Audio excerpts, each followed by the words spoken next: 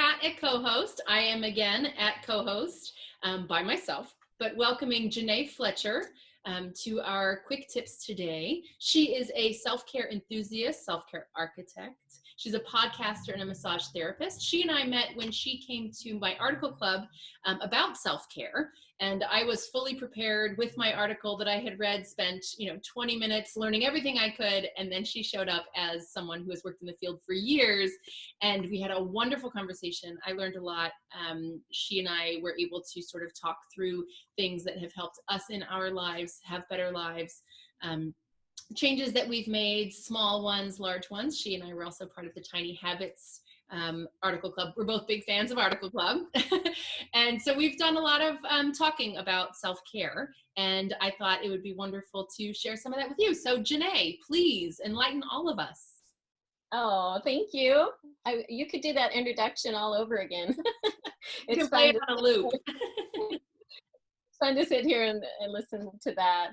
I just think self-care is part of our lives. It's part of how we make choices every day, and it's not always adding more in. It's oftentimes looking at what we have and just doing less. What doesn't really feel good, what decisions do we need to make our life feel better, and ultimately you have a better day, have a better week, have a better month, etc.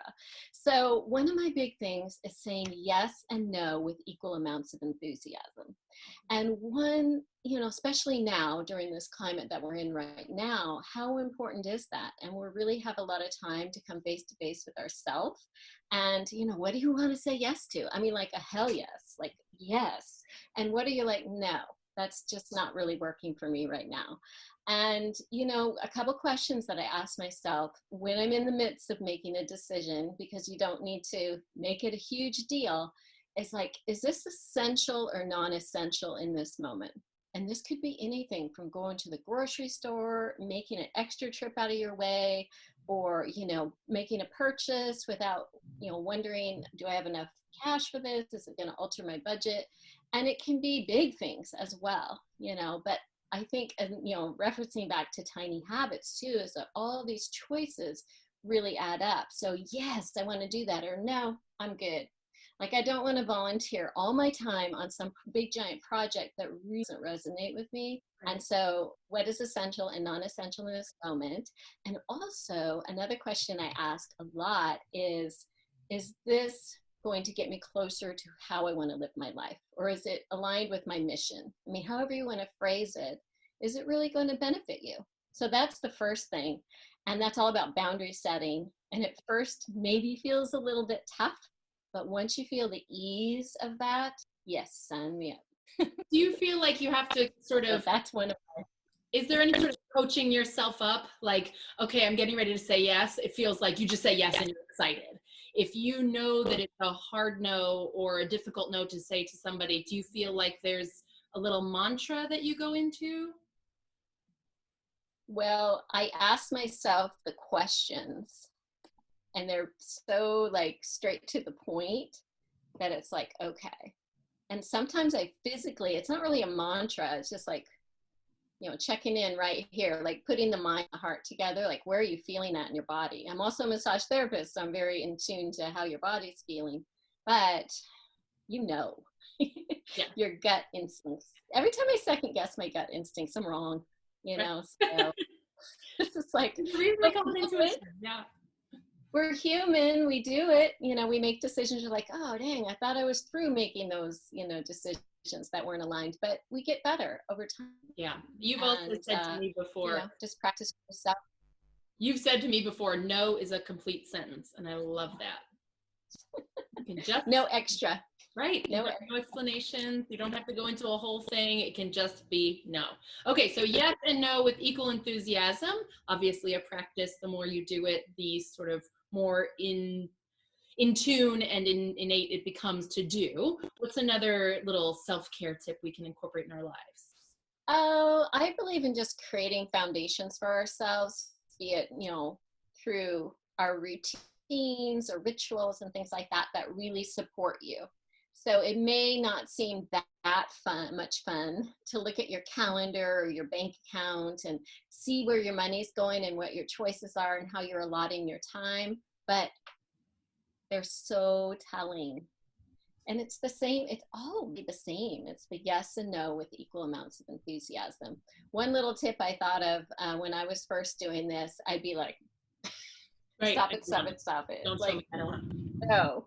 Like physically, like get your body into the decision or take that breath and think, okay, I got to pause for a minute and decide if this is truly something I want to do. And the ease you get from this is so helpful. Like I just can't explain it enough. It's just give it a try. It's good. Yeah, nothing to lose, right? Yeah, right. It doesn't cost you anything to just really think about what you want. And if I think back to when my children were young, if your audience has a lot of moms and things like that, there are constantly decisions to be made. Like, do you want to volunteer for this? Do you want to, have this extravagant birthday party? Because you might want to, or you might not want to. Like, really, what do you really want? And simplicity is a beautiful thing. It's really telling about how you can live your life in a different way. Yeah, and you mentioned when we talked about self-care during Article Club, you mentioned that for a while when you had younger kids, you were keeping a little bit of a calendar of things that happened in your life and how they made you feel. And obviously so many different variables in that, picking up kids, not picking up kids, volunteering, not volunteering. Our lives right now are a little more pared down. So would you recommend that that's a good time to kind of start one of those practices of seeing what parts of your day bring you the most joy? Oh, definitely. And really, we're faced with ourselves right now. Like, this is here. Like, we have more time than ever. We always have time, but it's like, very poignant about what's good for us right now. And I did start doing that when I had kids. Like, what was I doing? How was I feeling? What was I, which emotions do I want to hold on to and which are meaningful and which are like draining me? And it could be with friends and circumstances and, change. We all change and grow and evolve, out of our current situation. So that's what the self-care passport is. It's a process of really keeping track of what you're doing, who you're hanging out with, choices you're making, and how you're feeling about it. And, sometimes we feel vulnerable. That's not necessarily a bad thing. It can get you where you want to go. But if we're feeling just really drained after hanging out with a certain friend or something, maybe it's time to move on. And that's a little bit tougher, but it's something to look at and see how you feel about it. The self-care passport is a methodology that you've been working with. I know that you also have a podcast that is also called The Self-Care Architect, I believe is the name of the podcast. No, it's called The Self-Care Passport. Oh, it is. Yeah. Okay, great.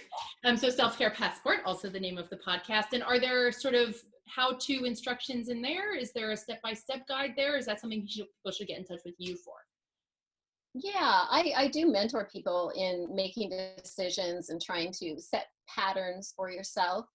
But it's my version of self-care built up a lot on decisions we make, how we feel, and really it goes into every aspect of our life. So yeah, people can get a hold of me for that. I also do have a massage element to my business, and I think tuning into your body, like what is it saying to you? Like if you have that constant, tight shoulder, and of course seek medical attention if needed, of course, but what is that saying? Or if you're, held in like this and your posture needs to come open, you're reminding me. What is that saying? Yeah. So there's a lot of body-mind connection that can go into play. That's really helpful. And if you're not so in tune to that, just, pause, take a deep breath and think, wow, what is my body saying to me? And it truly doesn't lie.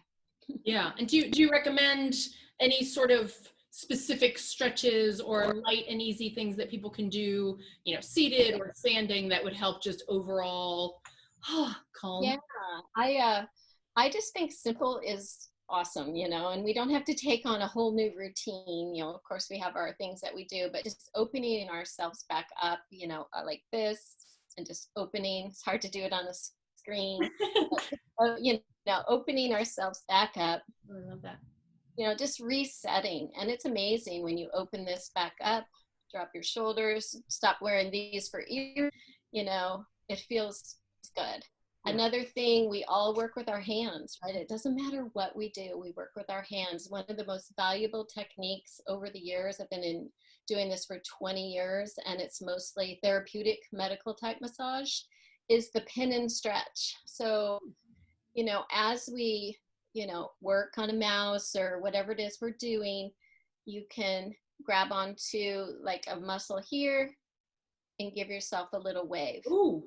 You feel that tight? Yeah. Yeah. Most people don't like me after this, but then I make nice. But it's something you do for yourself that really opens you up. And I've had everybody from, people that work at Boeing, postal workers, moms, whatever. This has saved them from so many things. So you pin it and then you stretch it. It's just this muscle right here on sort of the top. Yeah, it's the operator for all of this. It's a technique. Basically, you're imagining that, when you get a massage, it's like this, right? The therapist or yourself are going like this. So basically, you're pinning it and you're moving the muscle underneath. So it's like the muscle is moving underneath the pressure. So much more effective than topical. That makes sense. Yeah, it's super helpful. And you can do it on all, I do this because it's so common that we need to tend to it, but you can do it on any part of your body. Like you grab onto your shoulder and you move, with that. See how that can be helpful? Yeah. I always, even when I demo it for my clients, I always feel better. And then, you can do your hips too. Grab onto the kitchen counter, grab onto your hips, pivot your leg around. It's called pin and stretch. So you're pinning it and moving the muscle under the pressure. And like right now, little tune-up. There you go. I love it. I love it. Quick tips, just these little things that you can do. So I know that this is just a little snippet of the information that you have. You're a wealth of knowledge. How can people get in touch with you? So it's JanaeFletcher.com. And if you're at all interested, I have a lot of freebies on my site, as well as appointments and things that you can set. If you're local, I do massage as well to the Stanwood area, Camino. But yeah, there's a free meditation library on there, and it's actually very simple in the sense that I don't think there's one way to, quote, meditate.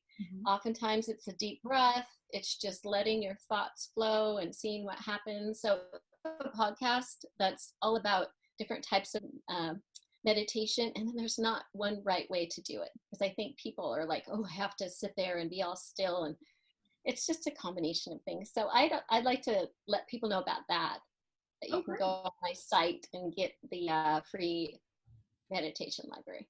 Perfect. And we will link to that in the show notes, and probably put it scrolling underneath you somewhere, so that people know how to get in touch with you.